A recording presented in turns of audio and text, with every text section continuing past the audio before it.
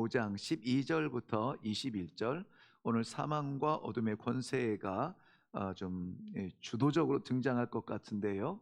우리 같이 한 목소리로 읽겠습니다. 12절부터 21절까지의 말씀 시작. 그러므로 한 사람으로 말미암아 죄가 세상에 들어오고 죄로 말미암아 사망이 들어왔나니 이와 같이 모든 사람이 죄를 지었으므로 사망이 모든 사람에게 이르렀느니라. 죄가 율법 있기 전에도 세상에 있었으나 율법이 없었을 때에는 죄를 죄로 여기지 아니하였느니라. 그러나 아담으로부터 모세까지 아담의 범죄와 같은 죄를 짓지 아니한 자들까지도 사망이 왕 노릇하였나니 아담은 오실 자의 모형이라. 그러나 이 은사는 그 범죄와 같지 아니하니 곧 한 사람의 범죄를 인하여 많은 사람이 죽었은즉 더욱 하나님의 은혜와 또한 한 사람 예수 그리스도의 은혜로 말미암은 선물은 많은 사람에게 넘쳤느니라. 또 이 선물은 범죄한 한 사람으로 말미암은 것과 같지 아니하니 심판은 한 사람으로 말미암아 정죄에 이르렀으나 은사는 많은 범죄로 말미암아 의롭다 하심의 이름이니라. 한 사람의 범죄로 말미암아 사망이 그 한 사람을 통하여 왕 노릇하였은즉 더욱 은혜와 의의 선물을 넘치게 받는 자들은 한 분 예수 그리스도를 통하여 생명 안에서 왕 노릇하리로다. 그런즉 한 범죄로 많은 사람이 정죄에 이른 것 같이 한 의로운 행위로 말미암아 많은 사람이 의롭다 하심을 받아 생명에 이르렀느니라. 한 사람이 순종하지 아니함으로 많은 사람이 죄인 된 것 같이 한 사람이 순종하심으로 많은 사람이 의인이 되리라. 율법이 들어온 것은 범죄를 더하게 하려 함이라. 그러나 죄가 더한 곳에 은혜가 더욱 넘쳤나니 이는 죄가 사망 안에서 왕노릇한 것 같이 은혜도 또한 의로 말미암아 왕노릇하여 우리 주 예수 그리스도로 말미암아 영생에 이르게 하려 함이라. 아멘. 그 얘기가 그 얘기 같은데 막 이 다른 표현으로 계속 얽혀 있는 것 같죠? 맞습니다. 그 얘기가 그 얘기예요. 네, 어제 우리는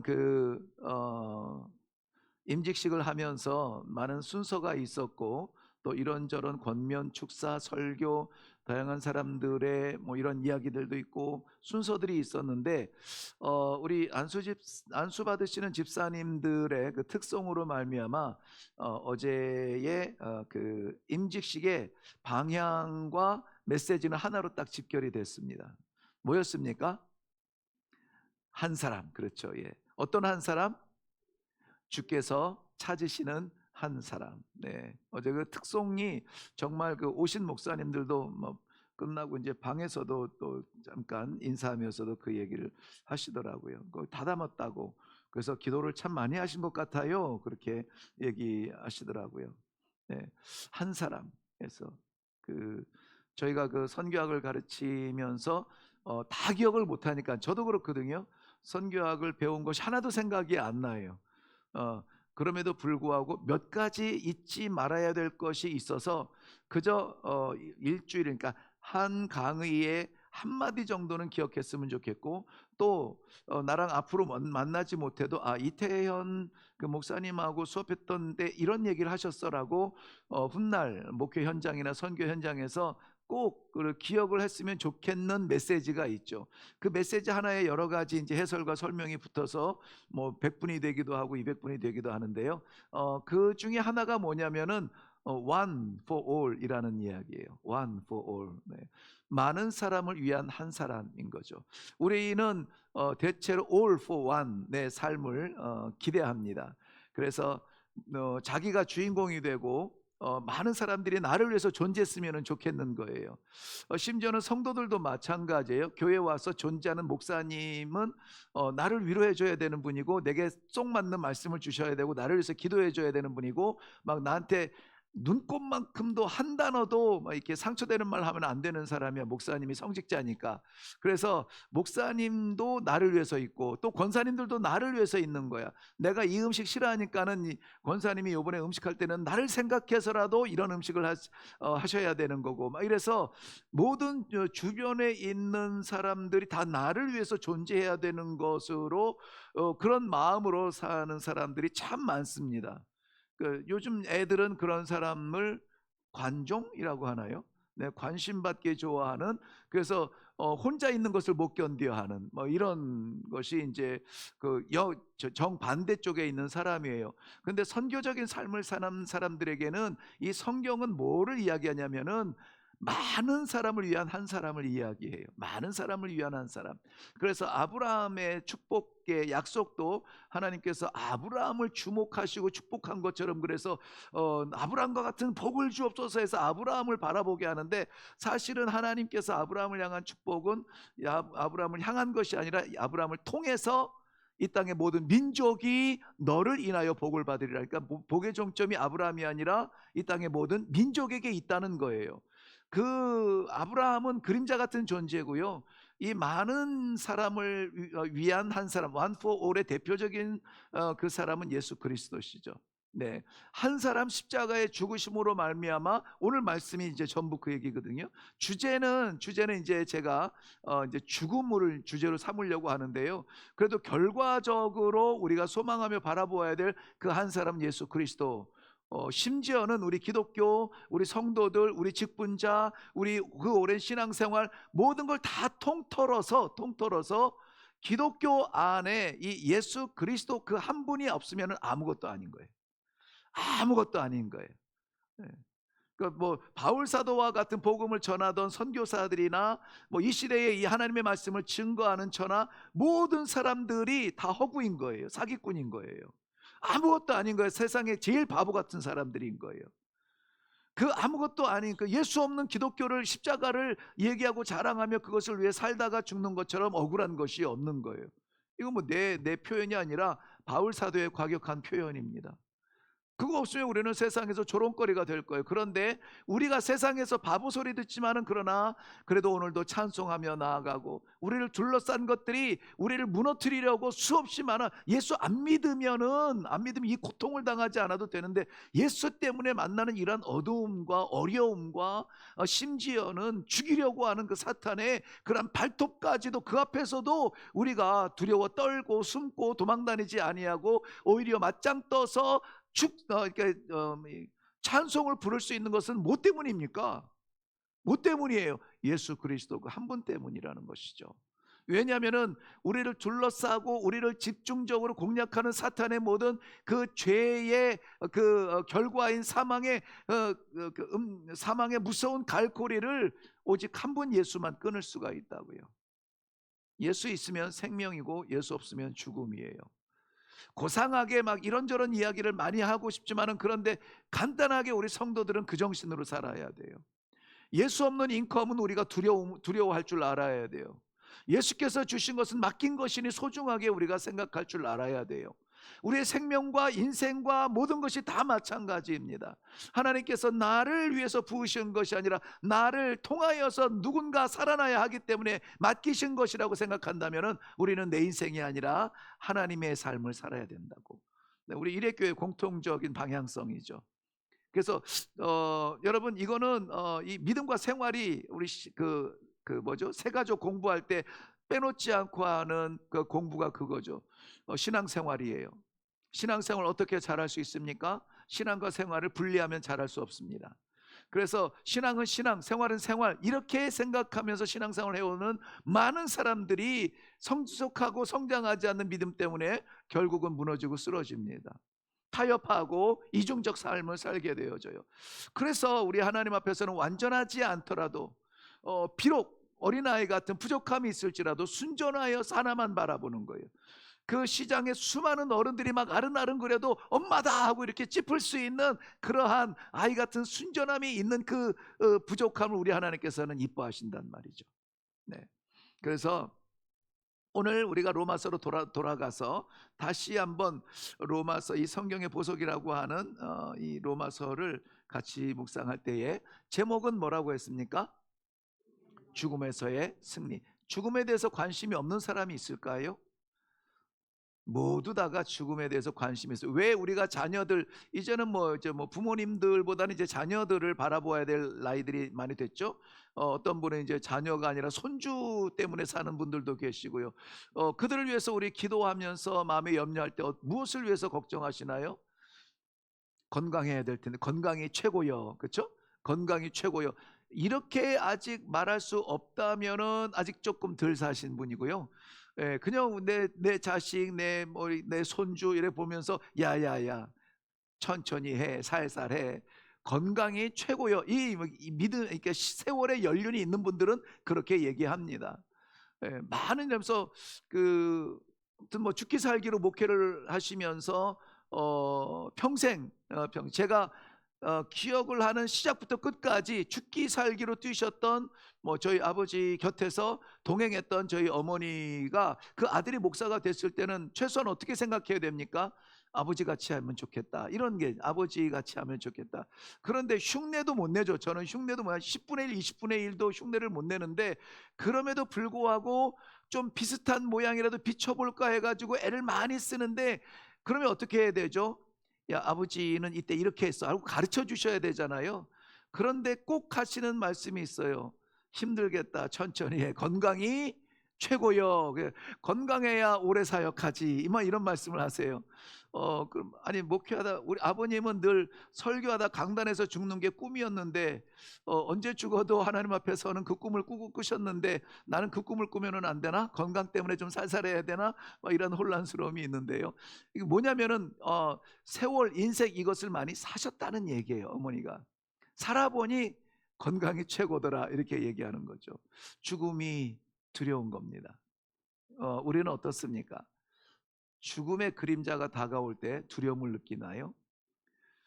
비록 어린 나이에 죄송하지만은 저는 우리 성도님들이 너무나 잘 알죠. 말이라도 저는 죽음을 두려워하지는 않아요. 죽음이 어떠한 통로이며 어떠한 역할을 하는지, 죽음의 역할을 알기 때문에 오늘 이 로마서 5장 12절부터 21절 말씀을 우리가 함께 공부하고 묵상하면서 이 죽음에서의 우리가, 죽음은 우리를 짓누르고 두려워하고, 왜? 죽을까봐 걱정하잖아요. 죽을까봐 고민하고. 그런데 그 죽음이라고 하는 것이 우리를 짓누르며 두렵게 할 만한 존재이냐? 그것을 조금 정직한 눈으로 보고, 신앙의 마음으로, 신앙의 눈으로 보고요, 이것을 이기고 극복할 수 있는 비법을 가르쳐 주신다면은 우리가 아멘으로 받으려고 합니다. 네, 죽음은 죄의 결과라고 했습니다. 죄의 시작은 에덴 동산의 선악과 때문에 일어났다고 우리가 선악과 때문이에요 라고 이렇게 이야기하죠. 네, 그 죄는 결국은 죽음의 원인이 되었습니다. 오늘 이 죽음의 종로로 타고 있는 우리 상황을 다시 한번 좀 돌아보려고 합니다. 죄의 종. 네. 우리 모든 인류는 죄의 종이 되었다. 이 무슨 말이냐면 죽지 않는 사람은 없다는 얘기죠. 근데 종은 어떻게 구별을 하냐면은 주권이 없는 거예요. 무엇에 대한 주권? 생명에 대한 주권이 없습니다. 내 생명을 보호하기 위해서 무엇인가라도 시도할 것이 없어요. 시도할 수가 없고 시도할 필요가 없습니다. 그냥 종은 일하는 거예요. 살기 위해서 일하는 것도 아니고 뭔가를 이뤄내기 위해서 일하는 것도 아니라 그냥 종은 일하는 거예요. 일하고 죽으면은 그냥 재산 하나 없어지는 것 정도가 종의 노예라고 하는 그 말의 의미예요. 그러므로 우리가 죄의 종, 죽음의 종이 되었다는 말은 우리에게 생명의 의지와 의도와 전혀 상관없이 언제라도 죽음은 우리에게 다가온다는 거예요. 내가 거부할 수 없고 도망할 수 없다는 것이죠. 죽음에서 자유할 수 있는 사람은 아무도 없다는 거예요. 지금 이제까지 죽음과 싸워서 이긴 그런 사람이 아무도 없다. 오직 예수 그리스도만 죽음을, 사망의 권세를 이기셨다는 거예요. 그렇다면은 여러분, 한번 그곳을 다녀온 사람한테는 그곳에 대한 궁금증을 좀 이렇게 물어볼 수 있잖아요. 지난주에 저희 그 독일에서 온 매형과 작은 누이가 무안, 전남 무안, 무안이라는 데를 다녀왔는데 한 2박 3일인가 짧게 다녀왔는데 굉장히 업돼서 돌아왔어요. 굉장히 업돼서 돌아왔어요.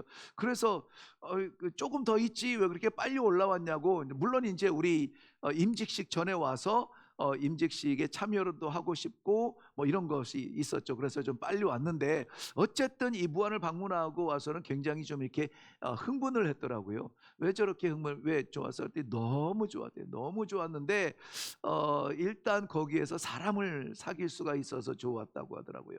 그래서 뭐 사귐이 워낙 좋아가지고 어딜 가도 그렇게 이 친근한 이 만남을 만나거든요. 근데 무안하니까는 나는 얼른 떠오르는 게 바로 얼마 전에 있었던 무안 어? 그렇지, 그렇지. 예, 비행기, 우리나라 사람이라면 무한하면 떠오르는 게 그거잖아요. 그러니까 저한테는 얼른 떠오르는 게 무한하면은 비행기 사고로 정말 그 끔찍한 그 사연들이 또 몇 개 또 공개가 됐잖아요. 얼마나 안타까운 가족 사연, 막 이런 사연, 이런 걸 보면서 좀 안타까운 마음인데, 이 사람들은 거기 가서 기쁨을 얻고 돌아왔다는 거예요. 예. 동일한 장소에 대한 아이디어를 끄집어냈는데 나는 죽음을 생각하고 이들은 소망을 만나고 온 거예요. 여러분, 이 동일한 시대를 살아가면서 누군가는 눌리고 깝깝하고 답답한 시간을 보내고 누군가는 소망을 갖게 되는 거예요. 우리들에게 이 죽음이라고 하는 것은 마찬가지입니다. 죄의 결과로 하나님과 분리된 그러한 죽음을 두려워하며 끌려가며 눌려가며 살 것이냐, 죽기 싫어가지고 바둥바둥하면서 이 막 벽을 벅벅 긁으면서 막 이 두려움의 죽음을 만날 것이냐, 아니면 영원한 삶, 하나님의 보좌, 영생을 살아가는 관문으로 기쁨으로 이 죽음을 준비하며 맞이할 것이냐. 네. 오늘 그것을 나누려고 합니다. 오늘 12절 말씀 한번 보실래요? 12절 말씀. 그러므로 한 사람으로 말미암아 죄가 세상에 들어오고 죄로 말미암아 뭐가 들어왔어요? 사망이 들어왔다는 거예요. 그러니까는 이 죽음이라는 게 뭡니까? 죽음이라는 건 물론 사망인데요, 죄의 결과라는 것이죠. 죄의 결과. 세상에 죄 짓지 아니하는 사람은 없다고 했는데요, 이 죄 모든 사람의 결과는 즉 사망이라고 했어요. 이 로마서 6장 23절, 우리 조금만 한 장만 건너가 볼래요? 6장 23절 다 같이 시작. 죄의 삭은 사망이요 하나님의 은사는 그리스도 예수 우리 주 안에 있는 영생이니라. 동일한 삶을 살아가는데요, 누군가는 사망의 삶을 살고 누군가는 영생의 삶을 삽니다. 하나님과 하나님의 사람은 영생을 살게 되고요, 하나님과 관계없는 사람은 사망의 삶을 살게 되죠. 죄의 삭은 사망이라고 했습니다. 그래서 이 사망, 즉 죽음을 표현하는 이 세 가지 차원이 있습니다. 세 가지 차원, 단계는 아닌데요, 다른 사망에 대한 다른 이해예요. 먼저는 영의 죽음이 있습니다. 우리 영혼이 죽는 거예요. 영이 죽음. 영이라고 하는 것은 영원한 생명 같은데 영원한 죽음을 이야기합니다. 어떤 뜻이냐면은 우리 그 창세기 2장 17절 보면 한번 가서 볼까요? 창세기 2장 17절.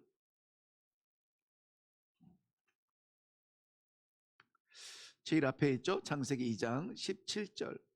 네, 시작. 선악을 알게 하는 나무의 열매를 먹지 말라.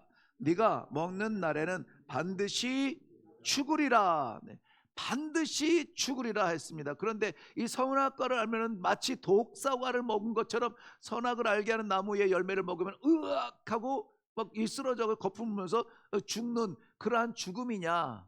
아니잖아요. 그 뒤에 뭐 이 자식도 낳고 뭐 이렇게 살았잖아요. 그러니까는 결국은 이 선악과를 먹지 말라, 먹는 날에는 내가 정령 진짜 반드시 죽으리라 하는 이 죽음에 대해서는 육신의 죽음이라기보다는, 그러면 그때부터 사람의 연한이 정해졌나? 그 전에 그러면은 이 선악과를 알기 전에는 그 사람이 영원히 살 수 있는 존재였던가? 그것이 아니라 여기에서는 영의 죽음을 말해요. 영의 죽음. 왜냐하면은 이 영의 죽음은 하나님과의 단절을 말합니다.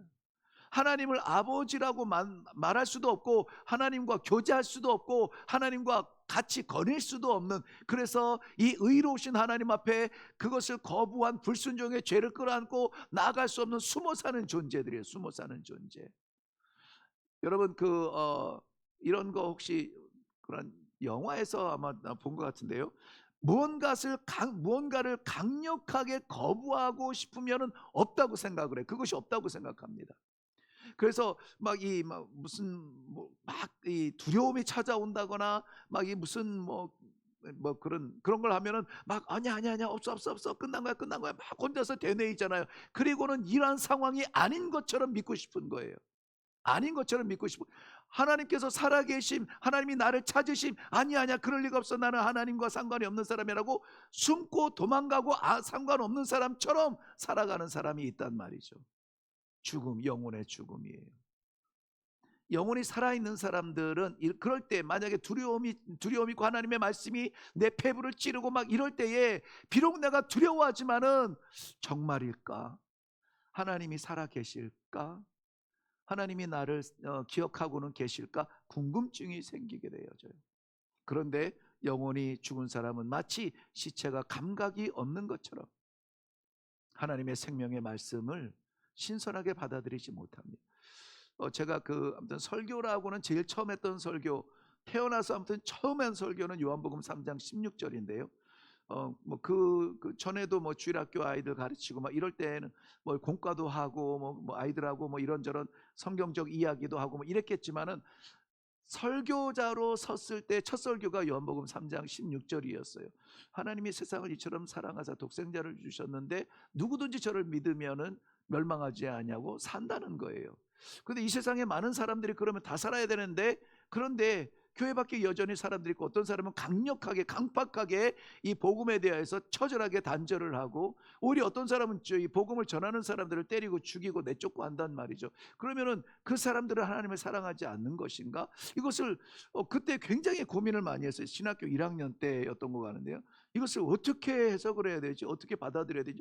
하나님은 사랑이시라는데 그러면 지구촌의 모든 사람들이 다 살아나야 될 텐데.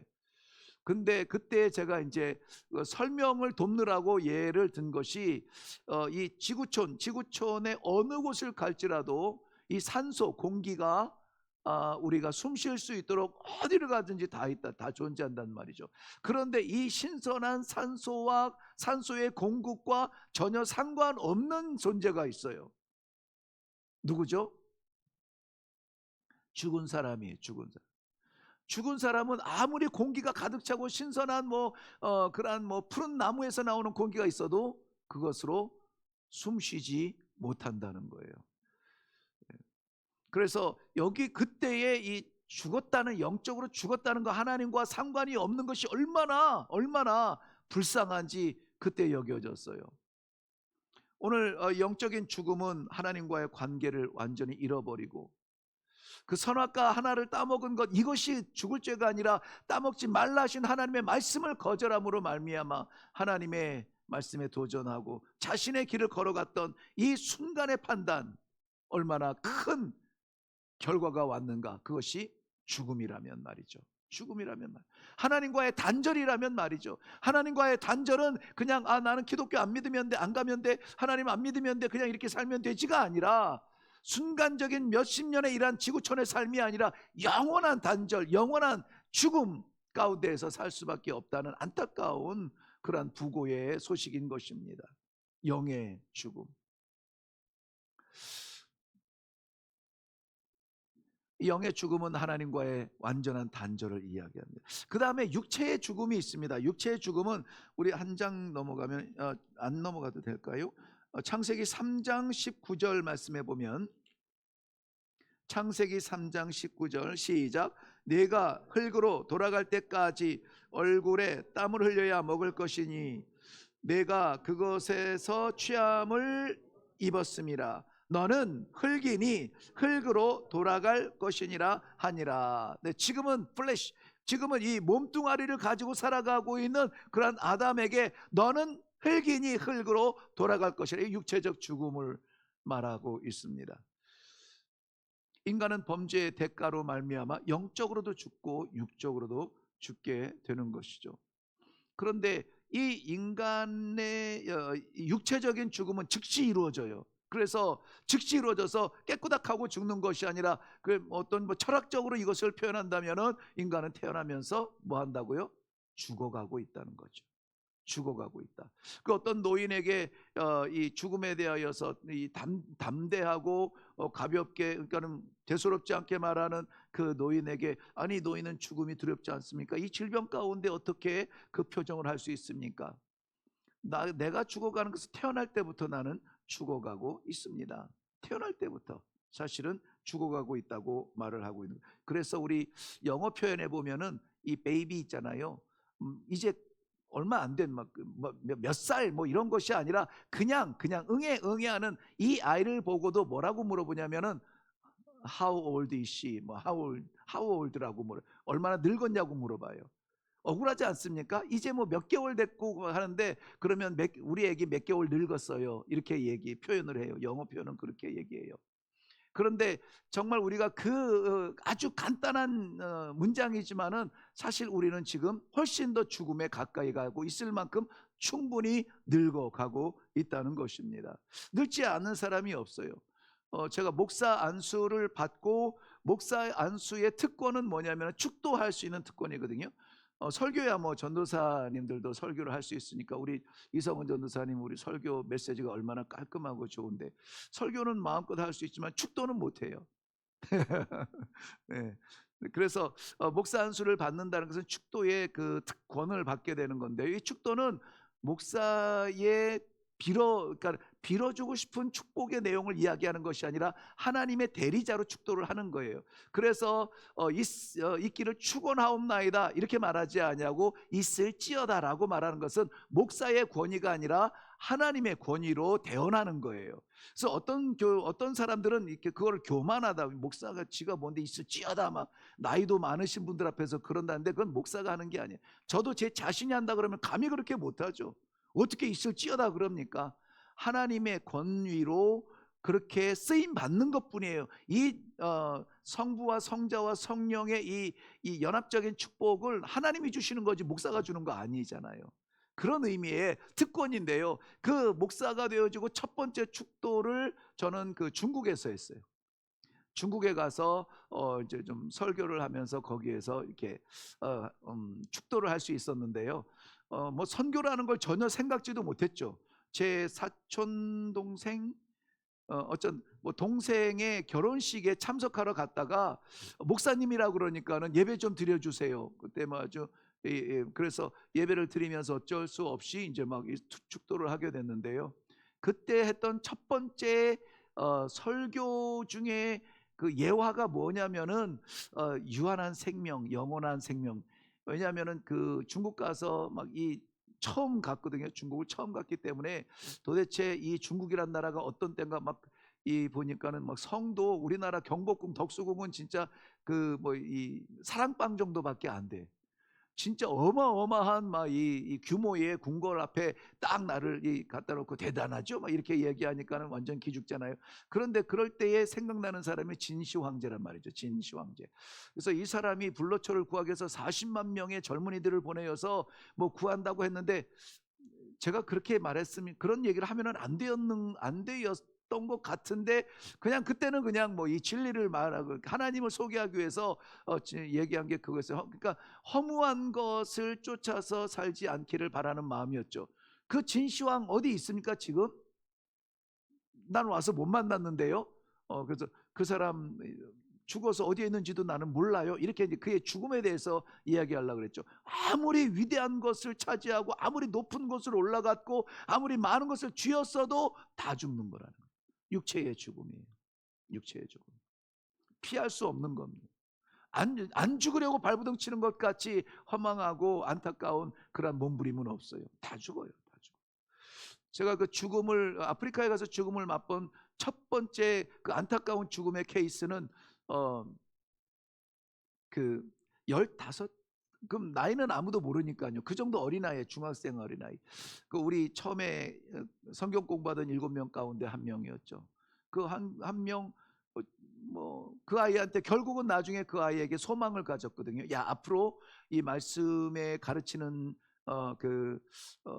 은사를 가질 수 있도록 기도하고, 그 이 아이가 이 클래스를, 이 마을의 클래스를 나중에 좀 운영을 하면 좋겠다 해서 소망을 가지고 그렇게 기도하면서 가르쳤는데, 그냥 뭐 시름시름 안 것도 아니, 앓고 죽은 것도 아니고 그냥 하룻밤 만에 잘 뛰어놓고 잘 뛰어놀고 잘 뭐 일도 잘하고 하다가 다음 날 못 일어나게 된 케이스. 그러니까는 그 마을에서는 보통 사람들이 어떻게 죽었느냐 하면 대부분의 표현은 이래요. 지난밤에 앓다가 죽었어요.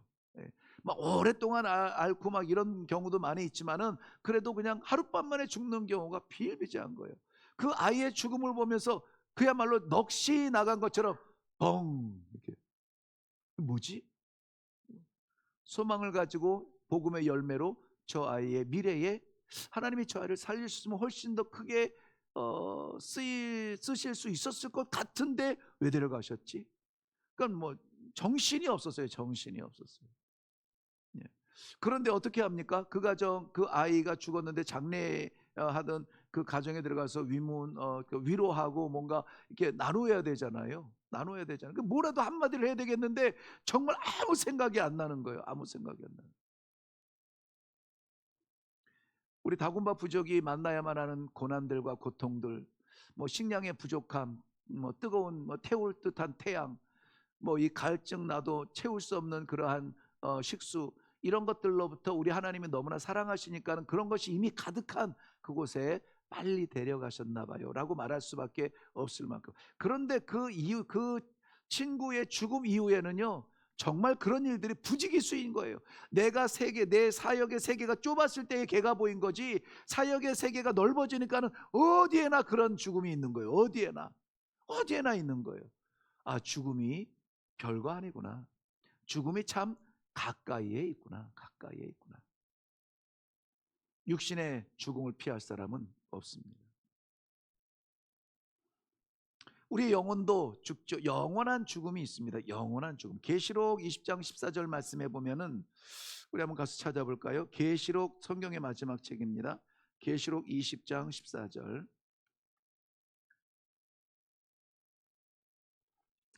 찾으셨으면 시작. 사망과 음부도 불못에 던져지니 이것은 둘째 사망 곧 불못이라. 한 군데 더 봐. 21장 8절. 21장 8절 시작. 그러나 두려워하는 자들과 믿지 아니하는 자들과 흉악한 자들과 살인자들과 음행하는 자들과 점술자들과 우상 숭배하는 자들, 거짓말하는 모든 자들은 불과 유황으로 타는 못에 던져지르니 이것이 둘째 사망이라. 둘째 사망, 이것은 영원한 죽음이에요. 거기서 다시 살아나는 법은 없습니다. 영원한 죽음에 던져진 죽음입니다. 그런데 그 죽음은 그냥 무감각해진 우리 육체적 시체 같은 죽음이 아니라 완전 분리, 지옥에서 영원한 생명으로 죽어져 가는 것입니다.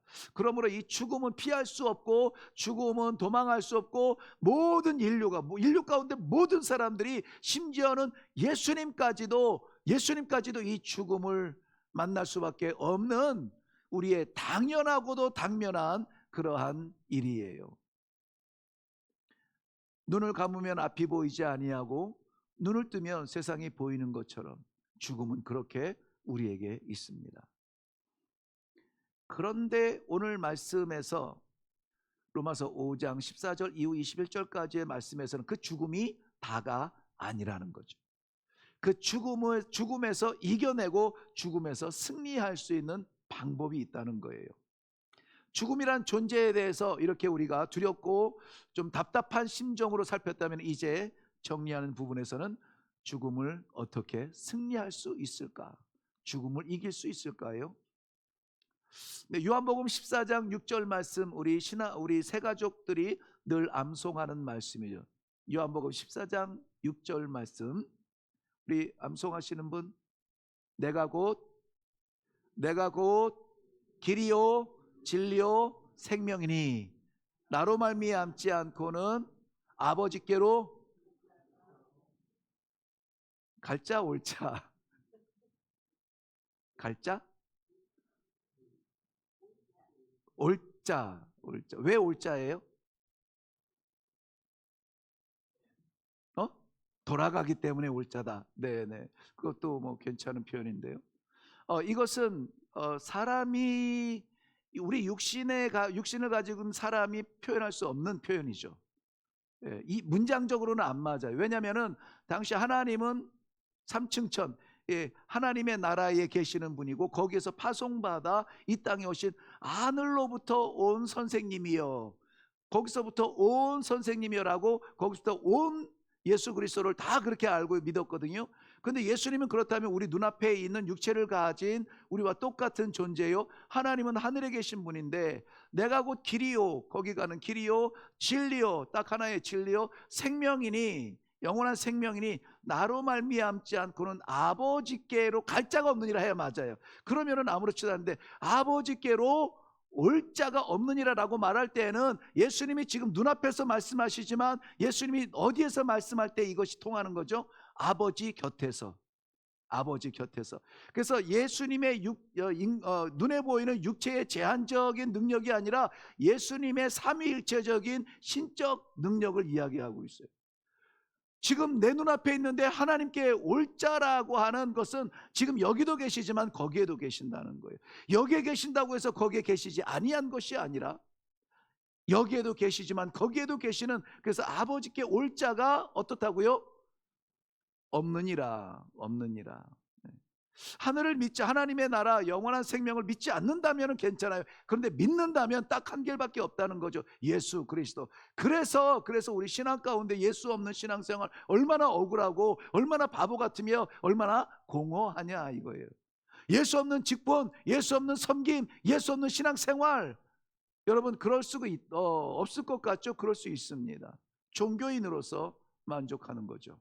그런데 우리는 예수님을 바로 알아야 됩니다. 여러분 예수님은 어떤 존재인지 똑바로 알아야 됩니다. 요한복음 20장 1절부터 다 읽지는 못합니다만 그 내용을 보면은 예수 그리스도가 바로 죽음의 권세를 이기신 유일하신 분이라는 것이죠. 죽음의 권세를 이기시고 우리에게 어떤 단어를 주셨어요? 부활이라는 단어를 주셨어요. 그 이전에도 없고 그 이후에도 없는 이 부활의 실체가 되어 주셔서 부활의 뭐가 됐다 그랬죠? 첫 열매. 그렇죠. 첫 열매가 되셨다.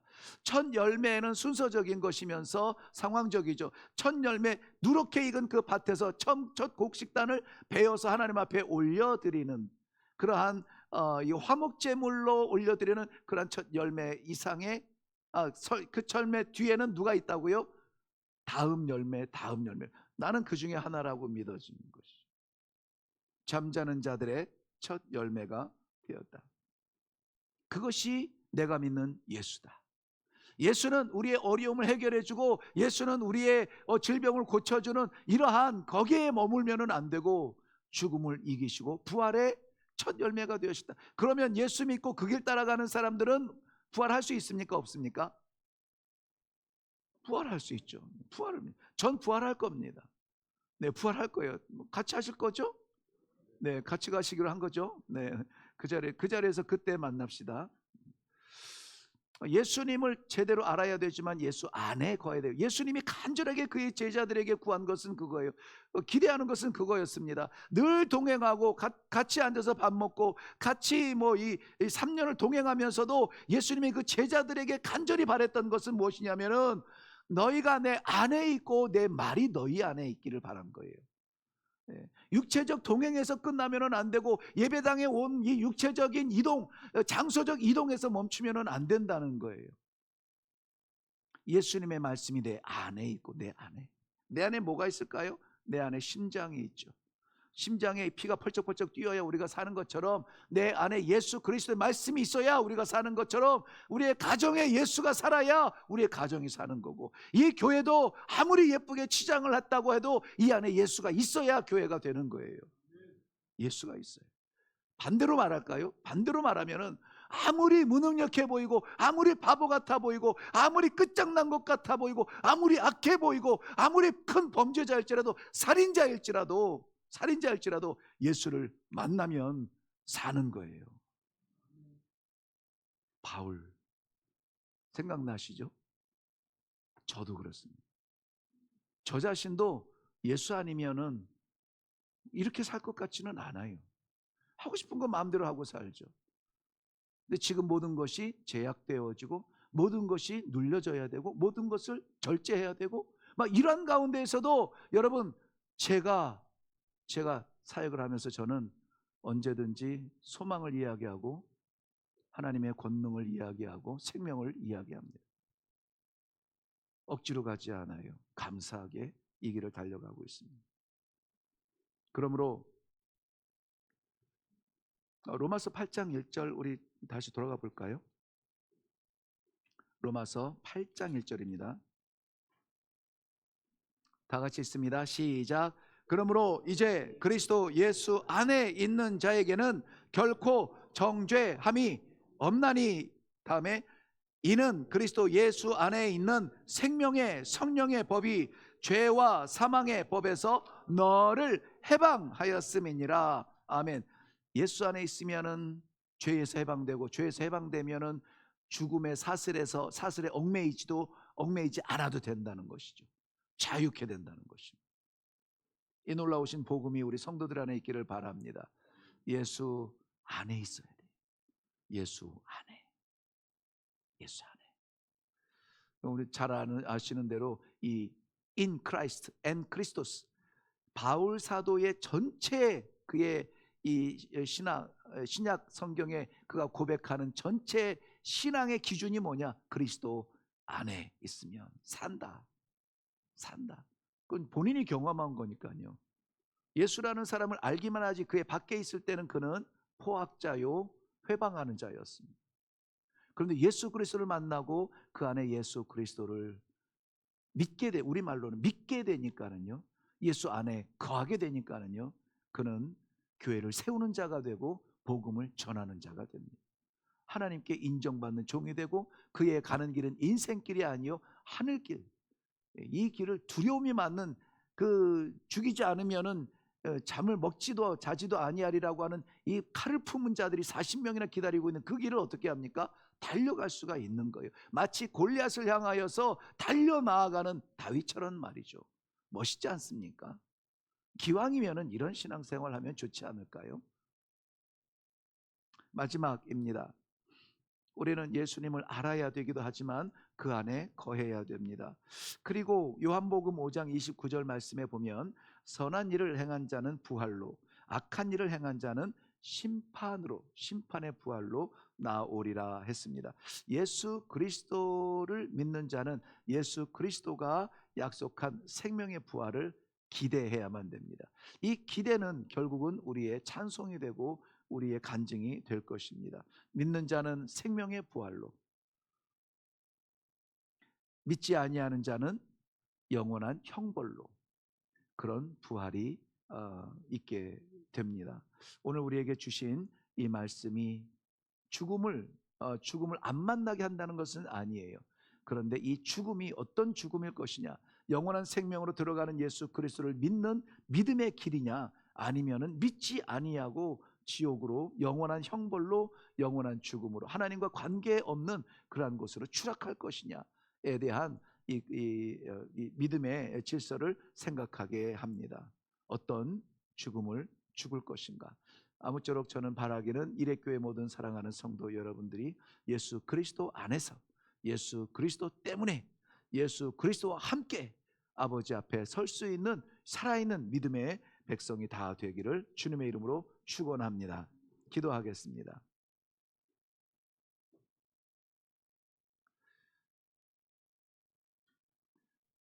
우리가 계산하지 않아도 떠오르는 태양처럼 원하지 않아도 만날 수밖에 없는 죽음.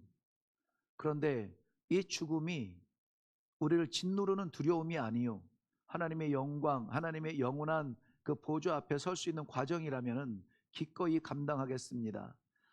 왜냐하면 우리는 이 죽음이 두려워할 필요 없는 예수님께서 이기신 승리의 관문이기 때문에 그렇습니다. 사랑하는 성도들에게 죽음을 두려워하지 아니하고 영생을 사모하며 예수 그리스도를 품고 살아가는 이 믿음이 회복되어지게 하여 주시옵시고, 내가 아니라 주님이십니다. 내가 아니라 주님이십니다. 삶의 현장마다 내 생각의 자리마다 고백되어지는 신앙의 성도들이, 생명의 성도들이 다 되게 하여 주시옵소서. 감사드리오며 예수님 이름으로 기도하옵나이다.